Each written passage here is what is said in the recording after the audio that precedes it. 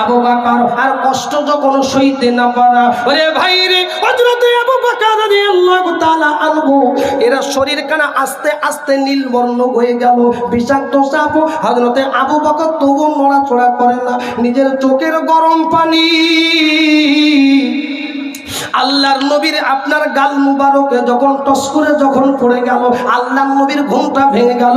বন্ধুরে, তুমি আমার কাছের বন্ধু আবু বকর, বলো তুমি কান্না কেন করছো, একবার বলো। আবু বকর গো, একবার কান্নার কারণখানা একবার বলুন। বলে নবী, আমি আবু বকর কিছু বলতে পারবো না। নবী গো, আমি আপনার জন্য এই যে ছিদ্রগুলো দেখতে পাচ্ছেন, আমার মাথার পাগড়িগুলো আপনি সুন্দর করে বন্ধ করে দিয়েছিলাম। ওগো আল্লাহর নবী, আমি আবু বকর, আপনার একটা ছিদ্র বাকি ছিল। নবী গো, আমি আবু বকর নিজের পা দিয়ে ঢেকে রেখেছিলাম। হুজুর, কি জানি আমাকে কিসে যেন দংশন করে